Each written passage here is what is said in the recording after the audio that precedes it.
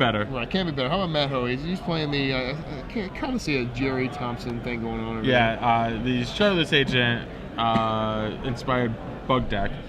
Basically, king of the mid-range. King of the mid-range. That's what I like to call it. Nobody's going to draw more cards in this Charlotte's bug deck. Right. Ancestral Vision, Charlotte's Agent itself, Baleful Strix. You know, I was rooting for Eric because he's playing against a guy who eliminated my pal here. But now I'm double rooting for Eric because this deck was the one that slain me in the finals of the Invitational a couple ago. So if you guys wanted to see a Shaheen token, nevermore, my friends. Almost had it. Why does Jerry need 2, huh? Why'd you let him win? Yeah, Ancestral Visions is cheating, man. Cheating card. Who plays a card in Legacy that doesn't draw anything until turn 4? It's not fair. And I'm not counting the cheating way of getting it in play either, so. All right, well, I'm going to shrug that off, and we're going to get back into the match here. We have the Strix. If that card was standard legal, Esper Walkers have been so much better. But now it's not. I think a lot of decks would be a lot better. It would be... Baleful Strix is deceptively powerful. It is. Death Touch, flying, 2 or 1/1, draws a card for just 2 mana, and an artifact, which can be a good thing or bad thing depending on what you're using it for. Alright, so Eric has a Lightning Bolt for that Deathrite Shaman, and now he's on his turn. He's brainstorming. Looks like a Submerge in his hand. Something you don't see too often. Yeah, the Grixis decks, well, the Delver decks run Submerge.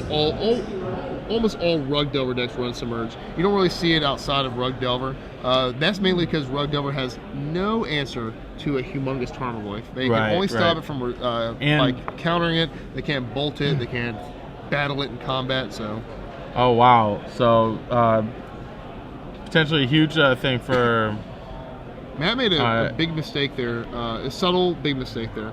He played his land first, and then played the Tide Hollow Strix, and then drew a Wasteland. So in the Wasteland could have put Eric on 0 land. Oh wow! And then he wouldn't have been able to play anything. So when you're playing cards like that, definitely you just go in order of things. It's just like you're baking a cake, right? You go in order. You don't go out of order. So now he's going to use the Wasteland here.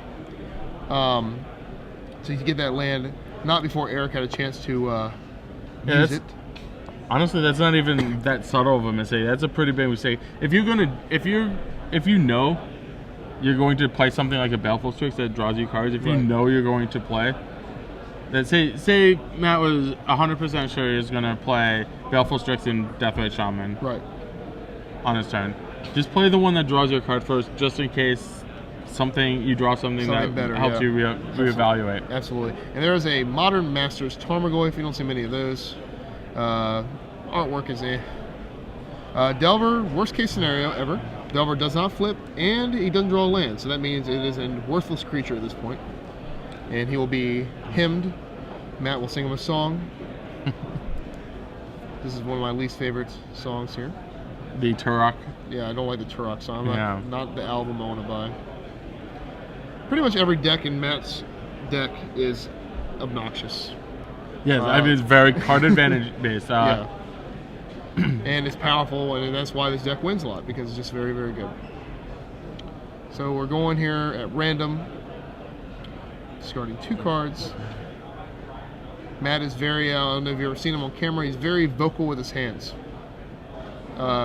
He's just an animated guy. He's an animated guy. Patrick said that he could be a professional wrestler because he's a thicker build here, big arms here, and he's very animated and got the face for it. So, Matt, if this doesn't work out for you, if you don't win that big Star City money, it might be a home for you in WWE. Stop some people. All right, so big attacks here. Goyf is huge, but if he draws a land, he can dismember it. So, let's go ahead and look. Point. It's tough.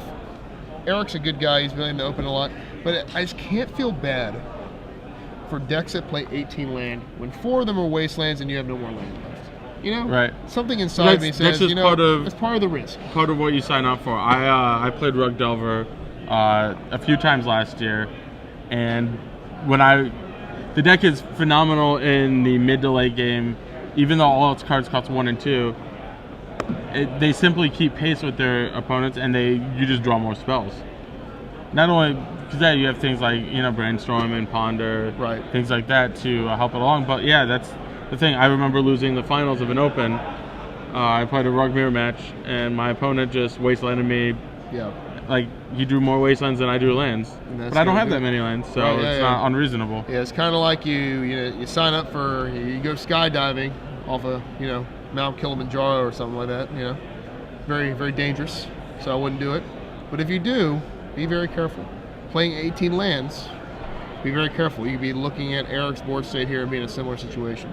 Eric also, to join his 4 Wastelands, plays 4 Stifle, so another reason why I say it's good mid to late game is because Run Delver went through some evolution. We saw it have no Stifles for a good amount of time, and then all of a sudden everybody, you're crazy if you're not running 4 Stifle. Everybody's running Stifle now, because 1 mana Stone Rain is just too good not to play.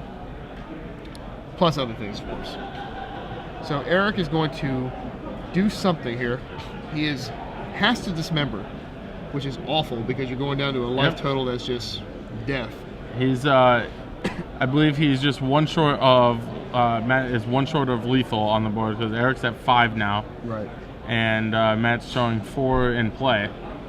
So, can't imagine, Matt doesn't have anything else, but, he doesn't need anything else. Right. So he's going to drop him down to 3 and then drop down to 1 with Deathrite.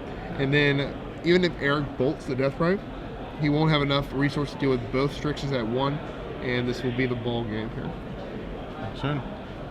If he had a couple Even if you could flip with Delver and the old fetch land when you're at 1 draw. Yeah, there you go. All right. There you go. And Matt Hoey takes it down, improves to 7-0. That should lock him up a top 8 spot. He's doing well this weekend. Yeah, he's doing real well. And I believe he lost in these. He lost playing for top 8 yesterday. Oh, did he? Okay. So I mean, like we see him on camera, he's a good player. Friends with the guy that. I think it's Andrew. He's plays with Andrew Tenjum as well. Who? Yeah, like the Chicagoland area. Right. So they're all from that northern Illinois type